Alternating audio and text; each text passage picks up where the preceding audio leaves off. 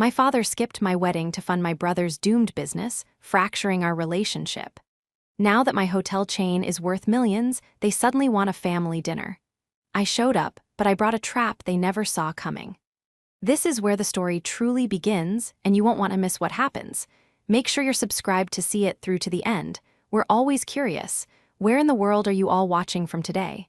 Let us know in the comments. I remember the exact, biting chill of the crystal champagne flute against my trembling palm. It was the morning of my wedding, a day I had spent 2 agonizingly long, meticulously planned years preparing for. The bridal suite smelled faintly of expensive hairspray, blooming white lilies, and the nervous, electric energy that precedes a life-altering vow. I was 24 years old, staring at my reflection in a floor-to-ceiling gilded mirror, trying to memorize the way the intricate lace of my gown draped over my shoulders. My best friend Alice, who was 32 and already functioning with the sharp, ruthless efficiency of the executive assistant she would one day become for me, was busy adjusting the heavy veil pinned into my hair. Everything was perfect. The string quartet had arrived. The caterers were setting up downstairs. And then, my phone buzzed on the mahogany vanity. I glanced down, expecting a sweet, panicked text from my groom, or perhaps a message from the wedding planner. Instead, the screen simply read, "Nathan, my father." A fond, exasperated smile touched my lips. I assumed he was lost in the hotel corridors, or perhaps struggling to figure out how to pin the delicate white boutonniere to the lapel of his rented tuxedo.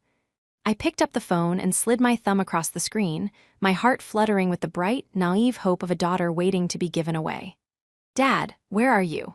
I asked, my voice echoing slightly in the vast, brightly lit suite. "Alice is just finishing up my hair, and the photographer wants to do the first look pictures in the courtyard in about 20 minutes.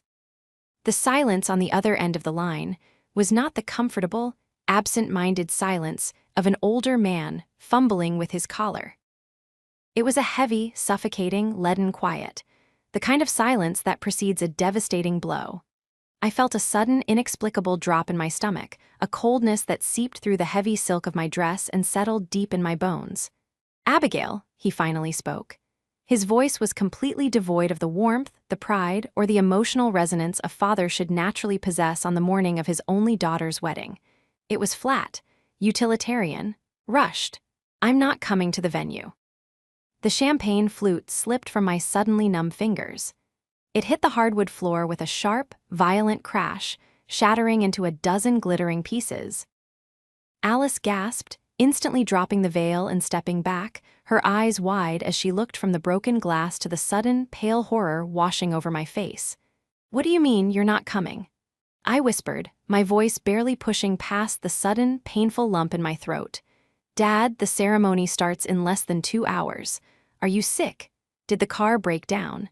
I can send Weston to come get you." "No, Abigail, don't send anyone," Nathan interrupted, his tone laced with a sharp edge of irritation, as if my wedding was merely a tedious inconvenience in his day. "I'm at the bank downtown. I had to meet with the loan officer before they closed for the weekend." The bank? My mind struggled to process the absurdity of the word. "Dad, why are you at the bank right now?" "You are supposed to be here, walking me down the aisle." "It's Ethan," he said, and the moment that name left his lips, a familiar, sickening wave of exhaustion washed over me. Ethan, my older brother, the golden child. His investors suddenly pulled out of his new e-commerce venture this morning. If he doesn't secure a massive injection of capital by noon, the suppliers are going to void his contracts, and he'll lose the warehouse lease. I had to withdraw my retirement funds and take out a second mortgage on the house to cover his margin. I stood there, paralyzed, staring at my reflection in the mirror. The girl looking back at me looked like a ghost draped in white tulle. "You are missing my wedding, my actual wedding day. Because Ethan's latest get-rich-quick scheme is falling apart." "It's not a scheme, Abigail. It's a proprietary logistics matrix, and it's highly sensitive." Nathan snapped, his voice rising in fervent defense of his son, as it always did. "He is your brother, and he is in desperate trouble. He needs me. Your wedding is just a party. You'll still be married at the end of the day. Ethan's entire livelihood is on the line. You need to stop being so selfish and understand the pressure this family is under." Before I could even formulate a response, before I could scream or cry or beg him to choose me, just this once, the line went dead. He hung up. I lowered the phone slowly, the dial tone ringing in my ears like a siren. Alice rushed forward, gently taking my shaking hands, her eyes brimming with sympathetic tears as she asked what happened. But I couldn't speak. The betrayal of his absence was a sharper agony than a knife to the chest.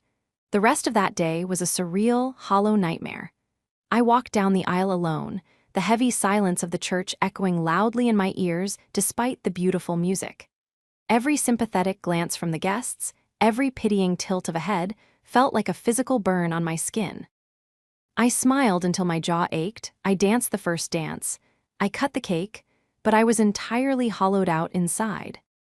The man who was supposed to be my anchor, the man whose approval I had spent my entire life desperately trying to earn, had looked at my most important milestone and decided it was entirely expendable in the face of my brother's latest failure. The immediate aftermath was even worse. 3 days later, while I was supposed to be packing for a brief, delayed honeymoon, an obsessive, gnawing need for closure drove me to my father's house. I needed to see him face to face. I needed to hear an apology. I needed him to acknowledge the profound, echoing crater he had blasted into our relationship. I let myself in through the side door, the familiar scent of old wood and Nathan's pipe, tobacco making my stomach churn with a sudden, violent wave of anxiety. As I walked into the living room, I stopped dead in my tracks. Ethan was lounging on the worn floral sofa. He was 38 now, but he sat there with the entitled, sprawling posture of a spoiled teenager. He was casually wearing a pair of expensive, imported silk pajamas, intensely focused on a video game playing on the large television, casually tossing handfuls of gourmet popcorn into his mouth. He didn't look like a man whose business had almost collapsed. He looked completely, infuriatingly relaxed. "Oh, hey sis," Ethan mumbled around a mouthful of food, not even bothering to pause his game or look in my direction. "Heard the wedding was a nice little shindig. Sorry I couldn't make it. The logistics market is a brutal battlefield, you know? A CEO's work is never done." Before I could unleash the torrent of furious words building in my throat, Nathan walked into the room from the kitchen, wiping his hands on a dish towel. He looked older, his shoulders slumped under the weight of the massive, reckless debt he had just taken on, but his eyes hardened the moment he saw me standing there. "What are you doing here, Abigail?" he asked, his tone devoid of any parental warmth. "Shouldn't you be off on a beach somewhere?" "I came to see you, Dad," I said, my voice trembling despite my best efforts to keep it steady. "I came because I waited for you. I waited for an hour in that dress, hoping you would walk through the doors of the church." Nathan sighed heavily, a deep, exasperated sound, as if he were dealing with a petulant toddler rather than a grieving daughter. He walked over and placed a protective, comforting hand on Ethan's shoulder. Ethan smirked at the television screen.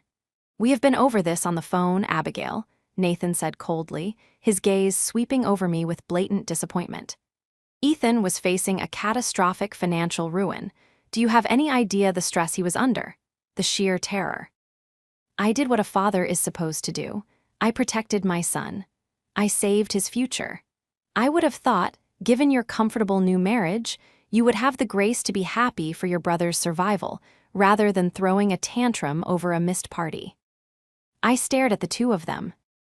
The visual of Nathan's hand resting lovingly on the shoulder of the son who bled him dry, while he looked at me with nothing but cold irritation, permanently burned itself into my retinas. In that exact moment, the desperate, yearning little girl inside of me died completely. I realized, with a chilling, absolute clarity, that I would never be enough for him.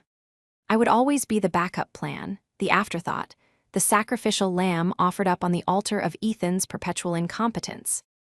I turned around and walked out of the house without saying another word. I didn't cry.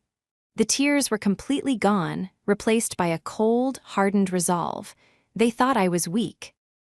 They thought I would simply swallow the disrespect, cry in private, and eventually return to the fold, forever accepting my place at the absolute bottom of their priority list. They thought I would just fade away into the background, a silent casualty of their toxic bond. But they had forgotten one crucial thing. What Nathan always conveniently forgot when he praised Ethan's hustle was my own history of quiet, uncelebrated sacrifices. When I was 19, Nathan suffered a massive heart attack. His small auto repair shop had been struggling, and he had quietly let his health insurance lapse to keep the lights on. The hospital bills were catastrophic. While Ethan, who was 23 at the time, decided he needed to find himself, by backpacking through Europe on a high-interest credit card, I dropped out of my sophomore year of college. I drained the modest college fund my late mother had left for me, handed every single penny over to the hospital billing department, and immediately started working 3 grueling jobs. I poured coffee at dawn, waited tables at noon, and scrubbed office floors at midnight. I kept a roof over Nathan's head, paid for his rehabilitation, and literally kept him alive. I never asked for a thank you, and I never received one.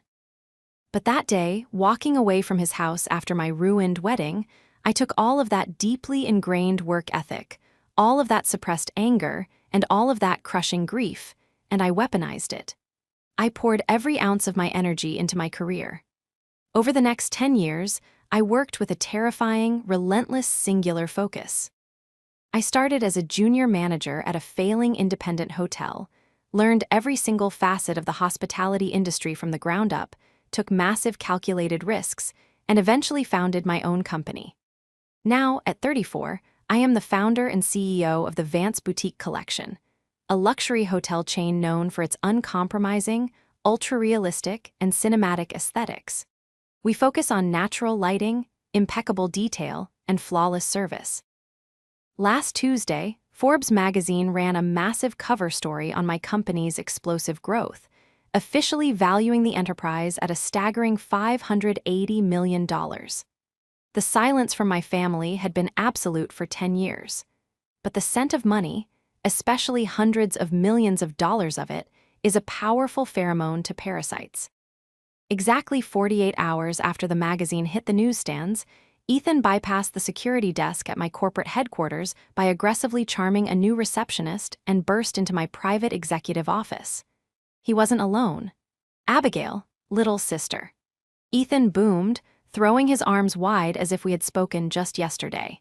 He was wearing a suit that was visibly expensive but tailored poorly, the fabric straining slightly across his midsection. He smelled overwhelmingly of an aggressive, spicy cologne designed to mask the subtle scent of desperation. Clinging tightly to his arm was Emma. Emma was 30, with sharply contoured makeup, a designer handbag that cost more than a reliable used car, and eyes that darted around my sprawling, glass-walled office like a cashier authenticating a $100 bill. She was currently scanning the custom mahogany furniture and the panoramic view of the city skyline, rapidly calculating my net worth in real time.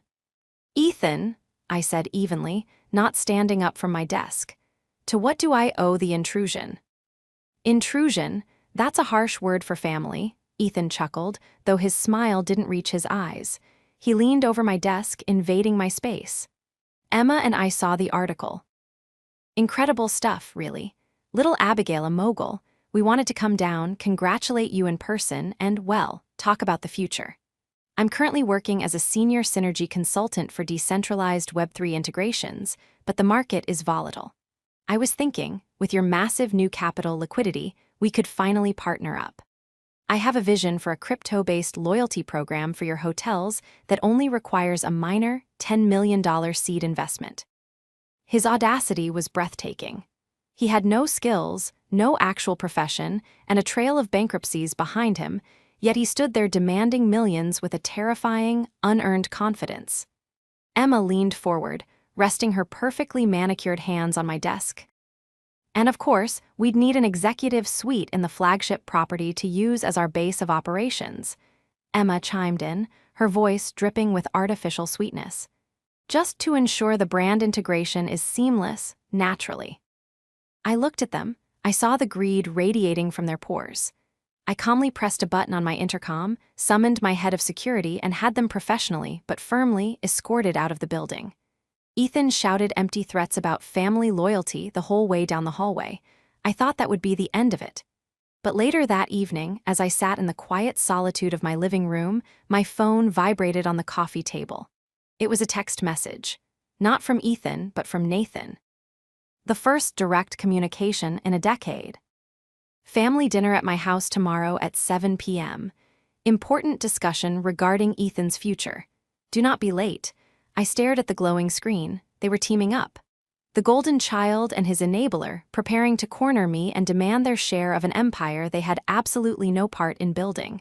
I smiled, a cold, sharp, dangerous smile. I typed back a single word, okay. The single word I had typed in response to my father's commanding text message glowed brightly against the stark, darkened backdrop of my living room. Okay.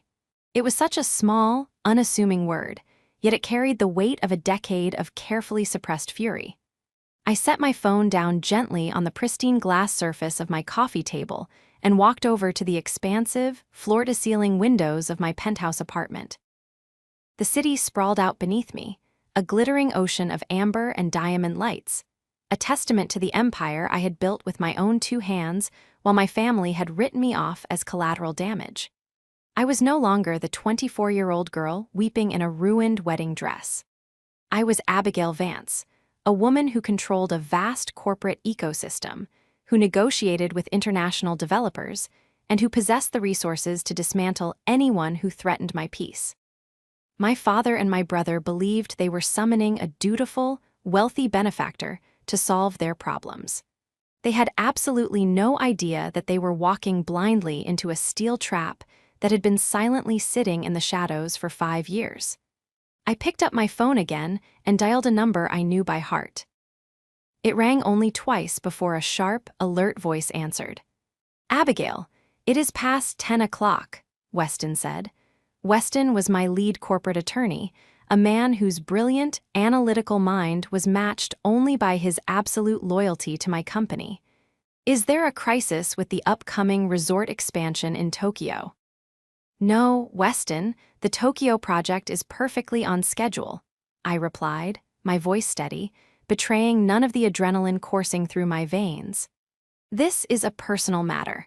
I need you to pull the complete ownership file on the residential property located at 428 Elm Street. The holding company is Vanguard Ascendant Trust. I could hear the distinct sound of Weston sitting up straighter in his leather desk chair, the rustle of paperwork in the background. 428 Elm Street. The property we quietly acquired out of bank foreclosure 5 years ago, the one currently leased to a Mr. Nathan. Oh, I see, your father. Exactly, I said, a cold, humorless smile touching my lips. 5 years ago, the inevitable had happened. The massive second mortgage my father had taken out on his home to fund Ethan's catastrophic e-commerce venture had gone into default. Ethan, predictably, had never paid back a single dime. When the bank moved to foreclose, my father was completely devastated, facing the prospect of being thrown out onto the street in his late 50s. Without saying a word to him, without seeking a shred of gratitude, I had instructed Weston to create a blind trust. I purchased the house in cash directly from the bank. Since that day, my father had been paying a remarkably subsidized, below-market rent to a faceless corporate entity, utterly oblivious to the fact that the roof over his head was owned entirely by the daughter he had abandoned. I held the deed to his entire world in my filing cabinet. I am having dinner with my father and my brother tomorrow evening, I continued, pacing slowly across the thick, imported rug of my living room. Ethan is actively circling my wealth. He brought a woman named Emma into my office today, pitching a fraudulent Web3 synergy investment. I need you and your investigative team to tear into Ethan's current financial standing. I want every bank statement, every failed LLC, every unpaid debt, and every piece of pending litigation you can legally unearth. Leave absolutely no stone unturned. Consider it done, Abigail, Weston said, his tone shifting into pure professional efficiency. I will have a complete, compiled dossier on my desk by noon tomorrow. If he is running a scam, we will find the blueprint. The next morning, I arrived at my corporate headquarters with a renewed, sharpened sense of purpose. I spent the early hours reviewing architectural blueprints for a new boutique location, but my mind was entirely focused on the impending confrontation. At precisely 12:15, Weston walked into my office, carrying a thick, heavy black binder. He set it down on my mahogany desk with a resounding thud. "It is worse than we could have possibly imagined," Weston stated, adjusting his glasses, his expression grave. "Your brother is not an entrepreneur, Abigail. He is a serial financial predator. His Synergy consulting firm is a hollow shell company registered in Delaware. He has no clients, no revenue stream, and absolutely no proprietary technology. What he does have, however, is a trail of devastated investors, mostly older individuals.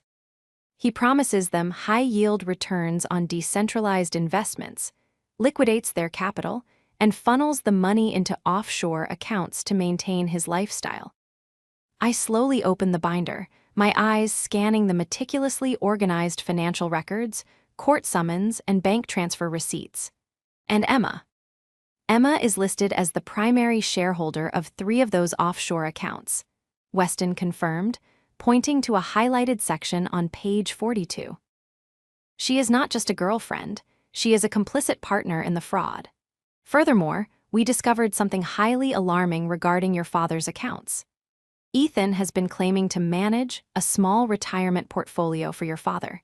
Instead, he has been steadily draining it, transferring hundreds of dollars every week into a shell account that Emma uses to purchase luxury goods. Your brother is actively stealing from your father's remaining life savings."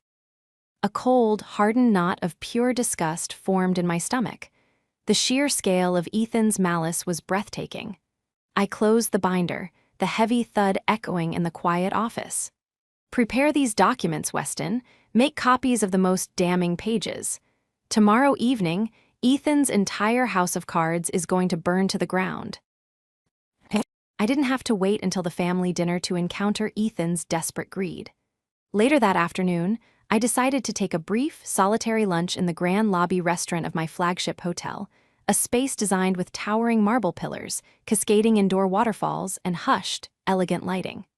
I was halfway through a simple salad, reviewing emails on my tablet, when a harsh, jarring voice shattered the refined atmosphere. "Abigail, just the person I was looking for." I looked up to see Ethan striding across the pristine marble floor, completely ignoring the hostess who was frantically trying to stop him. He was wearing a different suit today, though equally ill-fitting, and his face was flushed with an unnatural, hyperactive energy. Emma trailed slightly behind him, her eyes darting nervously at the wealthy patrons who were beginning to stare at the commotion. "Ethan," I said coldly, deliberately not inviting him to sit down. "I am in the middle of my workday. We are supposed to meet at Dad's house tonight." I know, but time is of the essence in the tech world, sis," Ethan declared, pulling out a chair uninvited and dropping heavily into it. He leaned across the table, lowering his voice into what he clearly believed was a conspiratorial, persuasive whisper. "Listen, I've been crunching the numbers on the partnership we discussed yesterday. The board of my integration firm is getting antsy. They have other offers. If we don't lock down that $10 million seed investment by the end of business today, I can't guarantee you exclusive rights to the platform." He slid a hastily stapled, thoroughly unimpressive document across the table. It was titled Pre-Investment Non-Disclosure and Capital Advance Agreement. I stared at the crude, amateurish paperwork, genuinely marveling at his sheer, unadulterated arrogance. He honestly believed I was foolish enough to sign away millions of dollars based on a conversation and a printed Word document. "Let me make sure I understand you correctly, Ethan," I said, my voice dangerously calm, keeping my hands neatly folded in my lap. "You want me to wire $10 million to your firm, right now, before any formal legal review, before any due diligence, and before I have even seen a functional prototype of this so-called platform." "It's an act of good faith, Abigail," Ethan insisted, his smile tightening slightly, a flicker of panic bleeding into his eyes. "Family helps family. I'm giving you the ground floor opportunity of a lifetime. You should be thanking me. Do you have any idea how much money this is going to generate for your hotel chain?" I let a long, suffocating silence stretch between us. I looked directly into his eyes, watching the false bravado slowly begin to crack under my unwavering gaze. "I don't need your ground floor opportunity, Ethan," I said softly, reaching into my leather briefcase resting on the chair beside me, "because I already know exactly where your investments go." I pulled out a single sheet of paper, a copy from Weston's dossier, and slid it smoothly across the table, stopping it right over his ridiculous contract. It was a detailed, certified bank record. "This is a wire transfer from your supposed business account, dated 3 weeks ago," I explained, my voice carrying clearly over the gentle hum of the restaurant. "It shows a transfer of $85,000, not to a software developer, not to a logistics manager, but directly to a luxury European auto dealership to pay off the remaining balance on a customized sports car. A car registered entirely in your name." Ethan's face went completely, shockingly pale. His eyes wide, he stared at the document as if it were a venomous snake that had just materialized on the table. Emma leaned over to look, her jaw dropping slightly in genuine panic. Where did you get this?" Ethan stammered, his loud, booming voice suddenly shrinking into a weak, raspy whisper. This is private financial information. You hacked me. You're spying on me." "I don't need to hack you, Ethan. You leave a trail of financial incompetence a mile wide," I replied, my tone icy and unforgiving. "You are not an entrepreneur. You are a fraud. And if you ever burst into my hotel or my office demanding money again, I will not hesitate to hand this entire file over to the authorities. Do you understand me?" The panic in Ethan's eyes instantly mutated into a vicious, cornered rage. He slammed his fist down on the table, rattling the silverware and causing several nearby guests to gasp in alarm. "You think you're so superior?" Ethan hissed, his face turning a mottled, ugly shade of red. He stood up, leaning aggressively over me. "You think because you got lucky playing hotel maid that you can judge me? You're nothing but a bitter, jealous little girl who's still crying because Daddy didn't go to her stupid wedding. I'm the visionary of this family. I'm going to tell Dad exactly how you're treating me. He'll make you see reason." "You owe us, Abigail." "I owe you absolutely nothing," I stated, staring him down without blinking. "And I highly suggest you save your breath for dinner tonight. We have a lot more to discuss." Ethan snatched his fake contract off the table, his chest heaving with exaggerated, furious breaths, and stormed out of the restaurant, Emma scurrying anxiously in his wake. I calmly picked up my fork, completely unfazed by his theatrical outburst, and finished my salad. The trap was set, and the prey was actively throwing himself into the jaws. The hours leading up to the scheduled family dinner were fraught with a frantic, desperate energy radiating entirely from Ethan's direction. My phone became a relentless beacon of his escalating panic. He sent dozens of erratic text messages, oscillating wildly between aggressive threats and pathetic bargaining. "You're making a huge mistake, Abigail. If you don't fund my company, I'm going to the press. I'll tell them the CEO of Vance Boutique Collection abandons her own family in their time of need. Look, let's just make it 5 million. 5 million and a silent partnership. I won't even tell Dad we fought." I ignored every single message, letting his desperation compound in the silence. However, at 4 o'clock in the afternoon, my phone rang, and the caller ID made me pause. It was Nathan. I took a deep breath, bracing myself for the emotional manipulation I knew was coming, and answered. "Hello, Dad." "Abigail," Nathan said, his voice heavy with a weary, rehearsed sadness. It was the exact tone he always used when he was about to excuse Ethan's latest disaster. "Ethan just called me. He was very upset. He said you were incredibly hostile to him at your hotel today. He said you refused to even look at his business proposal. He presented me with a fraudulent document demanding $10 million, Dad," I replied, keeping my voice perfectly level, refusing to let him drag me into a defensive posture. I simply declined the offer. Nathan sighed, the sound echoing through the phone like a physical weight. Abigail, please, you have to understand his passion. He works so hard, he just gets a little overzealous sometimes. He's a visionary, and visionaries struggle to communicate with business-minded people like you. He's on the verge of a massive breakthrough. He just needs this one final push. I closed my eyes, a sharp ache throbbing in my temples. Dad, he is not on the verge of a breakthrough. He is bankrupting you. Again. That is none of your concern. Nathan snapped, his protective instinct flaring instantly, his voice rising in anger. Ethan and I handle our own finances. Yes, things have been tight lately. I've had to take on a few extra shifts at the hardware store just to cover my rent, but it's a temporary sacrifice. Because we are family, and family supports each other. You have more money than you could ever spend in 10 lifetimes, Abigail. I expect you to come to this dinner tonight prepared to help your brother. It is your duty. He hung up before I could respond. I stood in the middle of my office, staring out at the city skyline, a profound sense of sorrow washing over me. Nathan was so deeply entrenched in his delusion, so hopelessly committed to the narrative of Ethan's eventual success, that he was willing to work himself to the bone in his 60s rather than face the truth. He genuinely believed he was paying rent to a benevolent landlord, completely unaware that his own son was simultaneously draining his meager savings behind his back. Just as I was packing my briefcase to leave for the evening, Weston entered my office one last time. His face was grim, and he held a single, manila folder in his hands. I apologize for the late interruption, Abigail, but my team just finished auditing the deeper layers of Ethan's bank activity, Weston said, stepping forward and handing me the folder.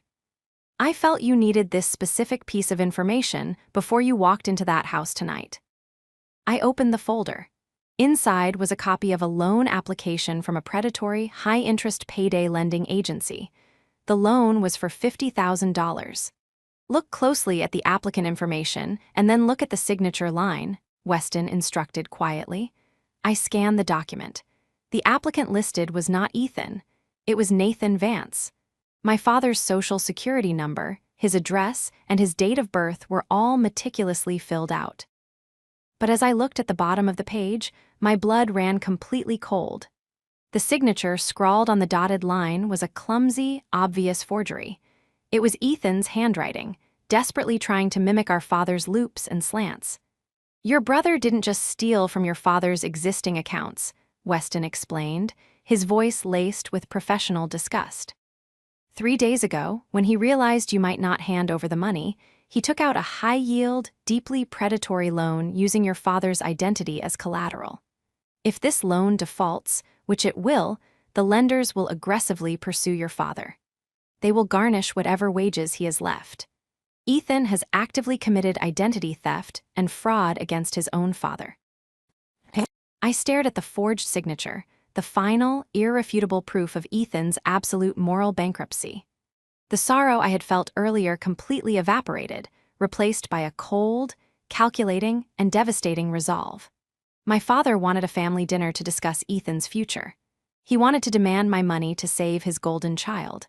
I closed the manila folder and slid it carefully into my briefcase, right next to the property deed for 428 Elm Street. Thank you, Weston, I said, my voice eerily calm as I picked up my coat. I have everything I need. The spell is going to be broken tonight. I arrived at my father's house precisely at 7 o'clock. The small, familiar structure on Elm Street looked exactly as it had a decade ago, though the paint was peeling slightly around the window frames, and the front lawn desperately needed to be mowed. I parked my sleek, understated sedan behind Ethan's obnoxiously bright, aggressively leased European sports car.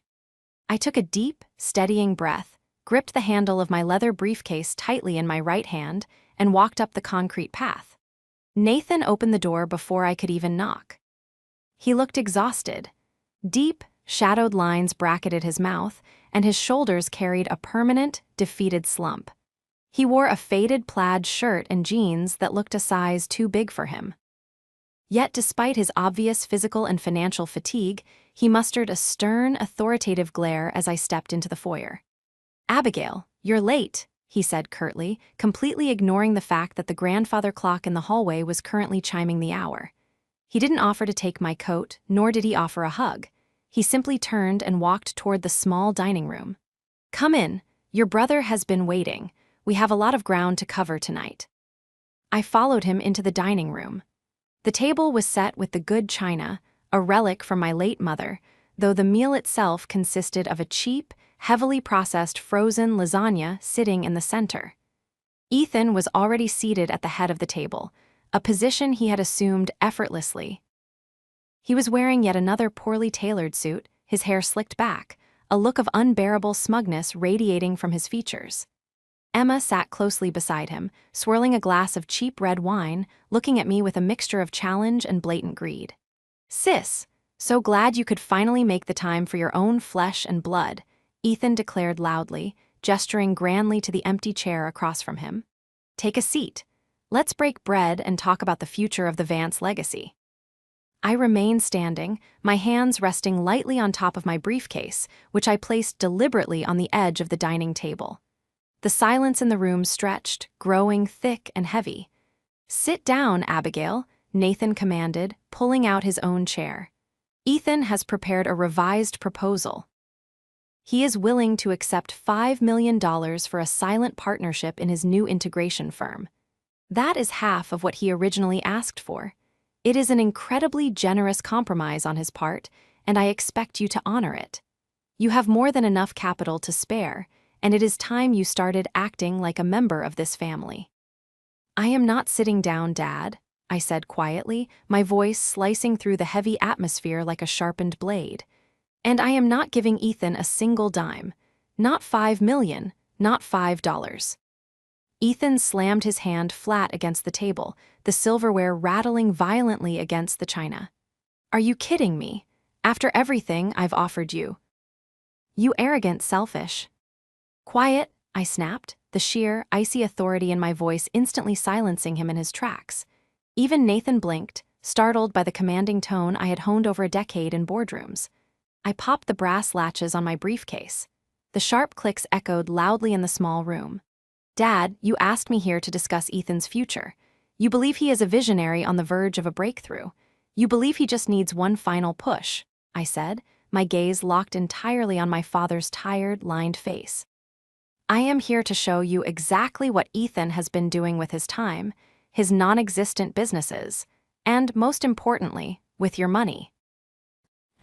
I pulled the thick stack of copied documents from the folder and tossed the first page onto the center of the table, right next to the cooling lasagna. "This is the bank record for Ethan's Synergy Consulting firm," I stated clearly. "Notice the massive withdrawal from 3 weeks ago, $85,000. It did not go to software development. It went directly to the luxury car dealership across town to pay off the sports car sitting in your driveway right now."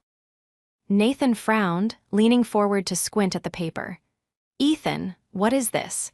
You told me you were leasing that car as a corporate expense." "She's lying, she fabricated that."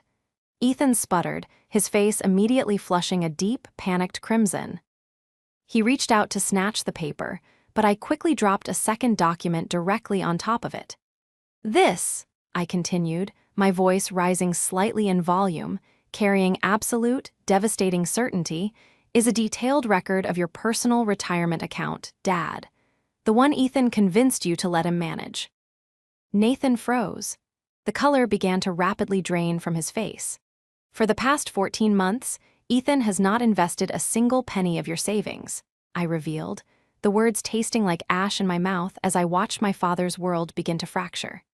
"Instead, he has systematically initiated bi-weekly wire transfers, siphoning the money out of your retirement fund and directly into an offshore account owned exclusively by Emma.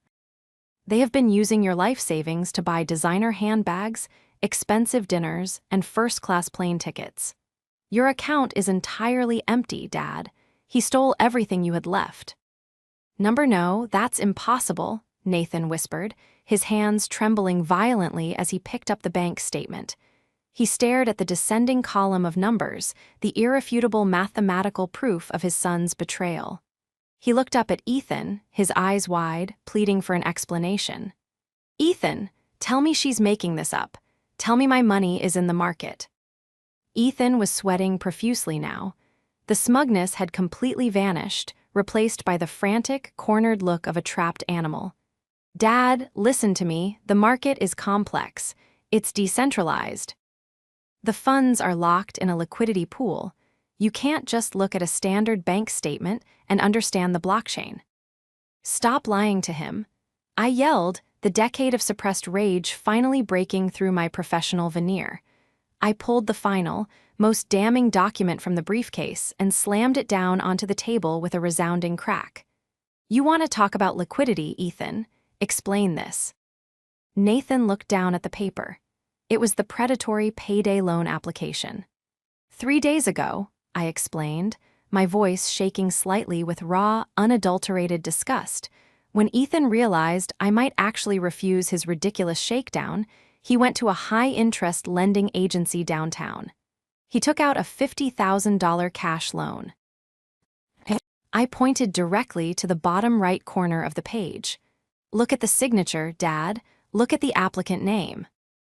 Nathan stared at the document. His breathing became shallow, rapid, and raspy. He traced a trembling, calloused finger over the ink. He saw his own name. He saw his own social security number. And he saw the clumsy, desperate forgery of his own signature. He committed identity theft, Dad, I said softly, the silence in the room now absolute and terrifying. He used your name to secure a loan he never intends to repay. When it defaults next month, the creditors are going to come after you. They will garnish your wages. They will sue you. He was perfectly willing to let you go to prison or die in abject poverty, just so he could maintain his pathetic, fraudulent lifestyle for a few more months. For a long, agonizing moment, nobody moved. Emma was staring at the table, her face completely pale, slowly sliding her chair an inch away from Ethan. Ethan sat frozen, his mouth opening and closing, unable to formulate even a single, pathetic lie to counter the absolute devastation of his own handwriting. Then, Nathan moved. He didn't yell. He didn't cry. The denial that had blinded him for 36 years suddenly shattered, falling away to reveal a man who had finally, agonizingly recognized the monster he had created. He slowly stood up from his chair. He walked around the edge of the table, his eyes locked onto his son. "Give me the keys," Nathan said. His voice was a terrifying, hollow whisper, completely devoid of emotion. "Dad, wait please, I can fix this, I have a new investor lining up," Ethan babbled, tears of genuine panic finally spilling down his face as he scrambled backward in his chair. "Give me the keys to my house," Nathan repeated, his voice dropping an octave, carrying a dark, unquestionable authority I had never heard before. "And get out. Do not pack your bags. Do not go upstairs. Get out of my sight. If you are not out of this house in 10 seconds, I am calling the police myself." Ethan looked at his father, searching for the familiar softness, the perpetual forgiveness he had exploited his entire life. He found absolutely nothing but a cold, impenetrable wall of disgust. Trembling, sobbing openly now, Ethan reached into his pocket, pulled out his house key, and dropped it onto the table. It landed with a pathetic clatter next to the forged loan document. Without looking back, Ethan practically sprinted for the front door, Emma following closely behind him, abandoning him before they even reached the car. The front door slammed shut. The tires of the sports car squealed against the pavement outside and then faded away into the distance. Nathan stood in the dining room for a long time, staring blindly at the empty chair. Then, his legs seemed to give out. He collapsed heavily into his seat, buried his face in his rough, calloused hands, and began to weep. The fallout was swift, brutal, and entirely legal. The very next morning, I instructed Weston to forward the meticulously compiled dossier of Ethan's financial crimes directly to the district attorney's office. Faced with irrefutable evidence of wire fraud, identity theft, and the exploitation of the elderly, the authorities moved with incredible speed. Within a week, Ethan was formally indicted. Emma, proving there is absolutely no honor among thieves, immediately accepted a plea deal, turning state's evidence against him to avoid jail time. Ethan's sports car was repossessed, his offshore accounts were frozen, and he was left facing a very lengthy, very real prison sentence. He tried to call me from the county holding facility exactly once. I let it go straight to voicemail and then blocked the number. The parasite had been permanently removed. The hardest part, however, was the aftermath with my father. 2 weeks after the catastrophic dinner, I returned to the house on Elm Street. The atmosphere was completely different. The suffocating tension was gone, replaced by a quiet, somber stillness. I found Nathan in the backyard, sitting on a rusted lawn chair, staring blankly at the overgrown grass. He looked older, frailer, the reality of his profound failure as a parent having aged him a decade in 14 days. I pulled up another chair and sat beside him. For a long time, we just listened to the distant hum of traffic. "He's gone," Nathan finally whispered, his voice hoarse, staring straight ahead. "My son is going to prison, and I put him there." I enabled him every single step of the way. I gave him the rope, and I watched him tie the knot. He slowly turned his head to look at me. His eyes were red-rimmed, swimming with a grief and a heavy, crushing guilt that he could no longer hide behind denial. "Abigail," he choked out, his voice breaking violently.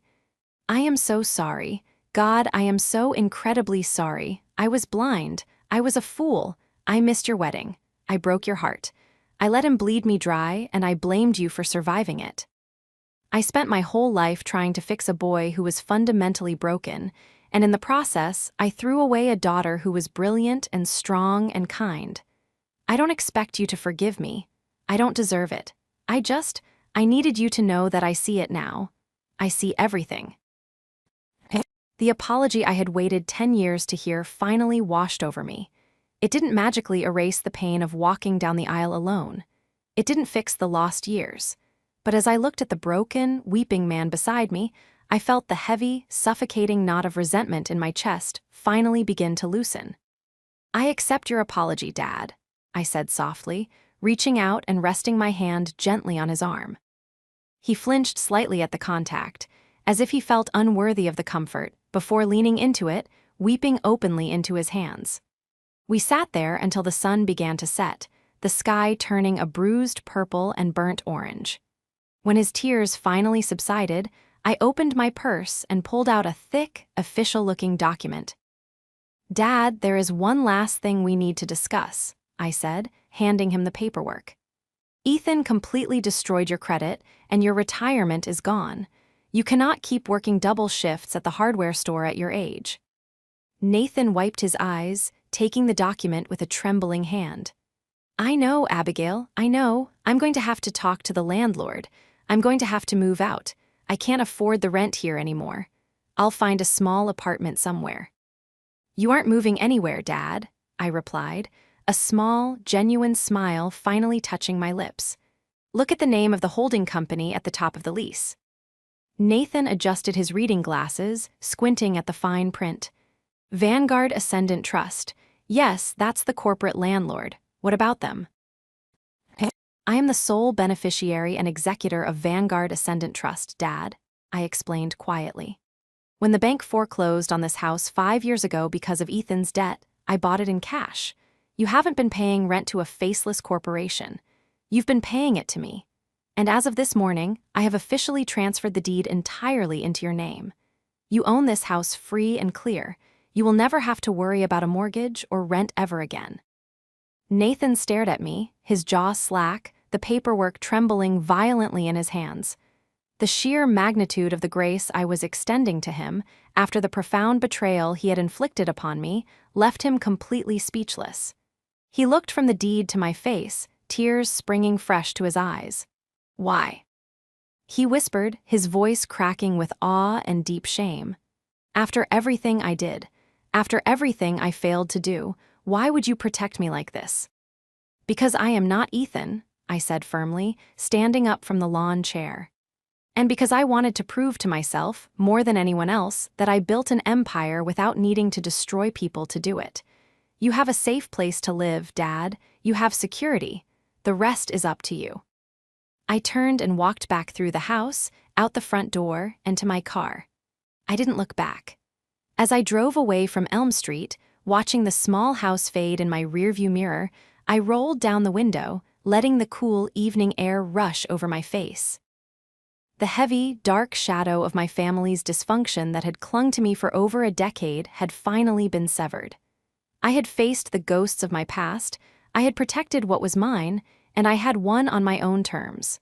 I was free.